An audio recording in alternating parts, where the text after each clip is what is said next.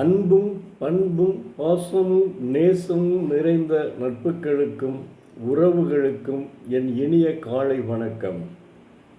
இன்று ஒரு குறள், அதிகாரம் 70, குறள் எண் 692. மன்னர் விளைவ விழையாமை மன்னரால் மன்னிய ஆக்கம் தரும். அரசர் விரும்புகின்றவர்களை தாம் விரும்பாமல் இருத்தல். அரசரை சார்ந்திருப்பவர்கள் அரசரால் நிலையான ஆக்கத்தை பெற்றுத்தரும்.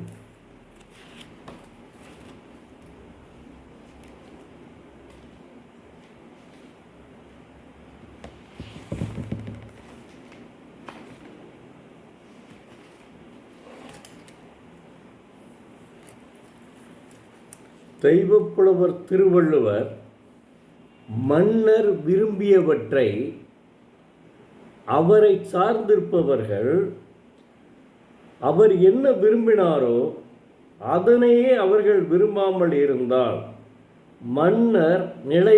மன்னரிடம் நிலையான செல்வத்தை பெறலாம் என்று சொல்கிறார். உதாரணத்திற்கு, ஒருவர் அரசரை சார்ந்திருப்பவர் என்று வைத்துக் கொள்வோம்.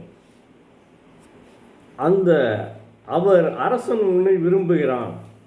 உடனே இந்த மன்னனை சார்ந்திருப்பவரும் எனக்கும் அது வேணும், அந்த பொருள் எனக்கும் விருப்பமாக இருக்கிறது என்று சொன்னால் அரசு என்று சொல்லக்கூடாது என்கிறார். அப்போதுதான் அரசனிடம் நிலையான ஒரு செல்வத்தை பெறலாம் என்கிறார். என்னடா நம்ம விரும்பினதையே அவனும் விரும்புகிறான் அப்படின்று அரசன் நினச்சிடக்கூடாது. அதைத்தான் உணர்த்துகிறார். அற்புதமான குறள் இல்லையா? இதனைத்தான் தெய்வப்புலவர் உணர்த்துகிறார்.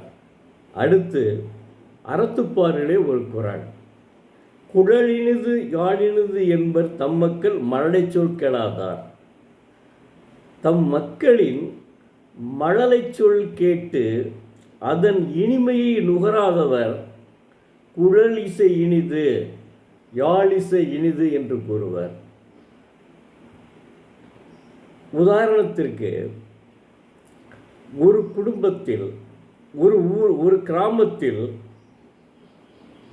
எதிர்த்த வீடு, அந்த ஒருவனுக்கு திருமணமாகிய உடனே குழந்தை பிறந்து விடுகிறது. ஒரு வருஷத்தில் அவர்கள் அந்த குழந்தையினுடைய மழலை சொல்லி கேட்டு இன்புற்று மகிழ்வர்.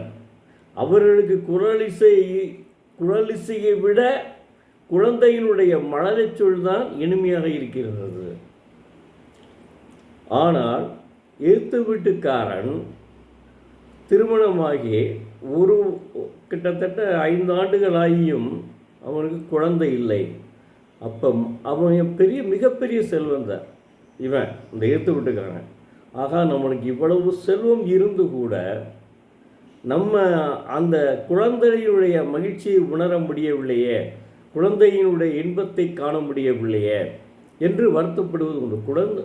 அதாவது திருமணம் என்றாலே குழந்தை இருக்க வேண்டும், அதுதான் மகிழ்ச்சி. கணவன் மனைவிக்கு மகிழ்ச்சியை தருவது அந்த மழலை செல்வங்கள் தான். அது இல்லை என்றால் எவ்வளோ பெரிய செல்வம் இருந்து என்ன செய்ய, அதான் அவர் குறிப்பிடுகிறார். சாதாரண முதல்ல இல்லற வாழ்க்கையை குறிப்பிடுகிறார். அதுக்கடுத்து மனைவி எப்படி இருக்க வேண்டும் அப்படின்னு குறிப்பிடுகிறார். அதுக்கடுத்து இப்போ குழந்தை செல்வம் வேண்டும் என்று குறிப்பிடுகிறார். அறத்துப்பாடில் என்ன அருமையாக சொல்லியிருக்காரு பாருங்க. அதான் திருவள்ளுவர் முத்திரையே அதான். நன்றி, வணக்கம். நாளை மீண்டும் பார்ப்போம்.